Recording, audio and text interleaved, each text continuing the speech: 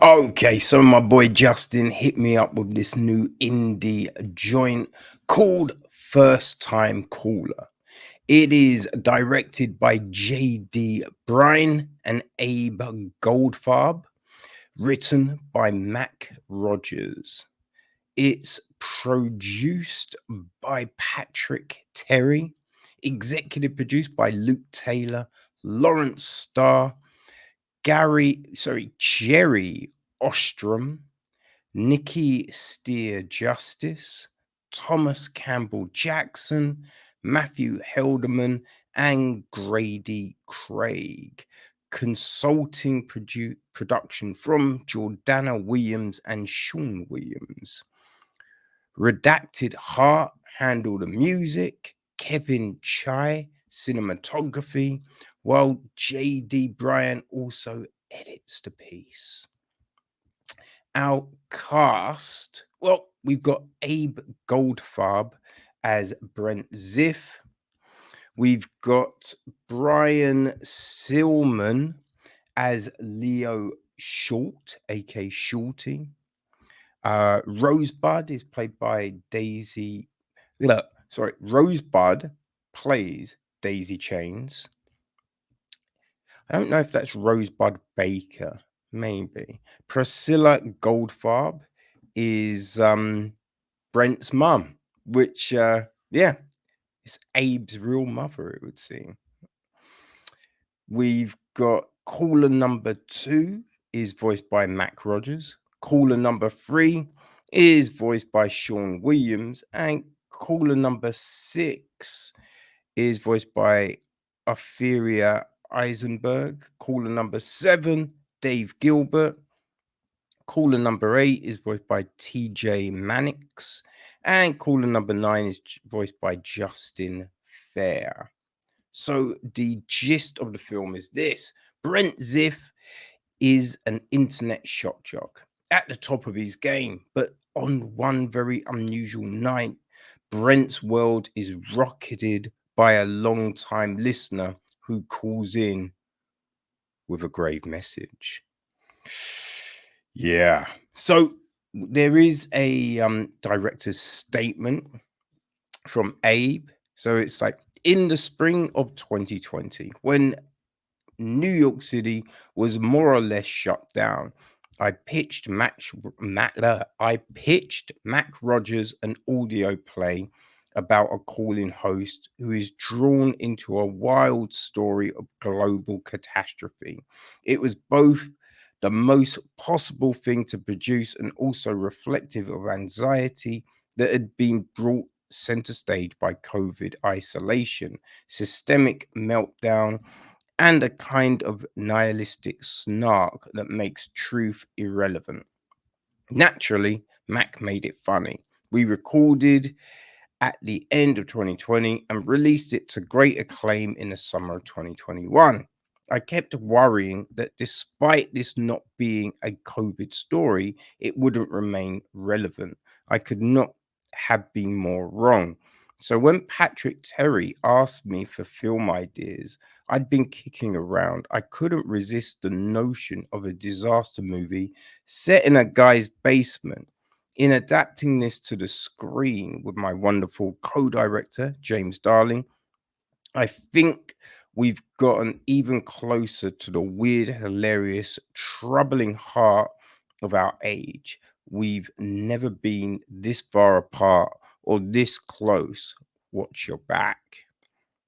So we also have comments from Kevin Chai, right? The cinematographer. He says, people tune into Brent Ziff's show to hear him make fun of losers. But Leo Short is a loser calling with a message straight from the bowels of earth that's going to put everything Brent knows on shaky ground. It seems like we've all been on somewhat shaky ground in adjusting to life after a global pandemic. And when I first heard the podcast version of this story, originally titled The Earth Moves, I felt compelled to pursue a filmed adaptation with the same cast reprising their roles. For me, the visual essence was a mix of a Duplass Brothers film, but with a Roland Emmerich movie occurring just beyond the frame. So, channeling some inspiration from Orson Welles and the Mercury Theatre, all the pieces came together and we wrapped principal photography earlier this year in upstate New York with fantastic DP Kevin Chow. Oh, actually, this is from James Darling. This film was a very collaborative effort, and at the core, Abe and I were unified in our vision for a real-time dark satire that honors our love for sci-fi. So there you have it, people. And I will say, I thought this worked very well. Right now, it starts off with like we see waves and we just hear someone going, breathe, now focus. And you are wondering what's happening here. Because then we move and we've got Brent, right? He's at the computer recording his show. So you're wondering what's that initial thing mean? What's the context of that? Now it all becomes clear later on, but we just got this dude, you know, doing his radio show, his podcast, whichever way you want to look at it, you know what I mean? And you've got all of these different listeners, and he's just mocking them, right? He's selling himself as the guy that knows it all, right? With the finger on the pulse. And he's got that kind of swagger to him, right? Just the way he's sitting, right? The confidence he's exuding, like gives you everything you need to know just on a surface level about Brent Ziff.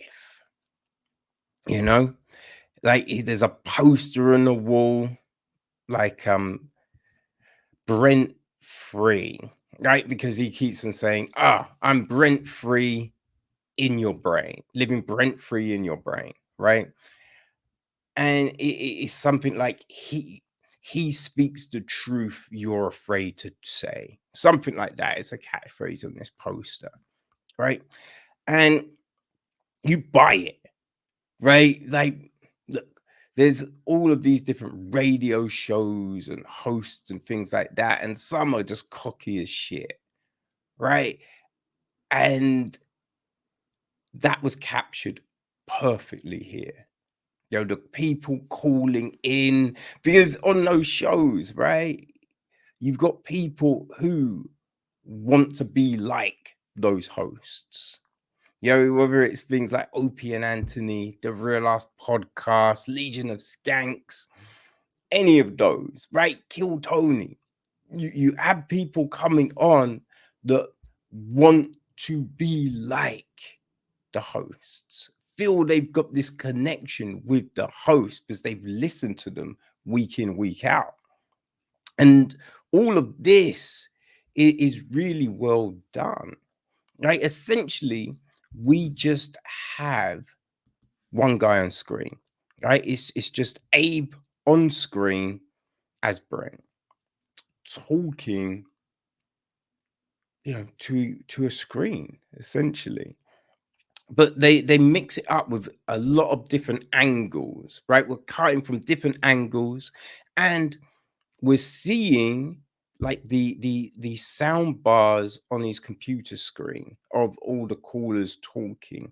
And then sometimes when we have a shot where he's not necessarily looking at the screen, the sound is on our screen, so we can see these red or blue lines, you know, sound waves, right?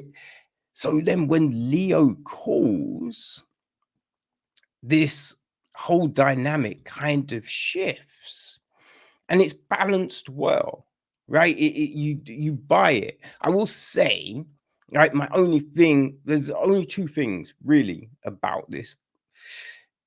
Leo does ramble on a lot, and you kind of feel someone would have tried to cut through that sooner. I would say, from listening to countless things, right? Someone's trying to cut through that. And also, He's recording it in this room that looks like there's no sort of soundproofing, right? Because there's windows and everything, and it's just the amount of noise that can come through some days is crazy. So being a successful, because now he's success, he wasn't, but now he is huge. Once you get that money, you're fixing up your studio, man. You're fixing up your situation just so you're giving the best you can give. Right now, if he was just, coming up, I get it. But yeah, but those are the only real two things I would say about this. It's 75 minutes, so it's nice, it's concise, it doesn't feel like it's overstaying its welcome, and our voice cast do a fantastic job. Everybody we hear from just really nails the characters they're playing, right? It's just perfectly weighted, you know. Now, as we get closer to the end, we see a little bit more, right? We see his mother.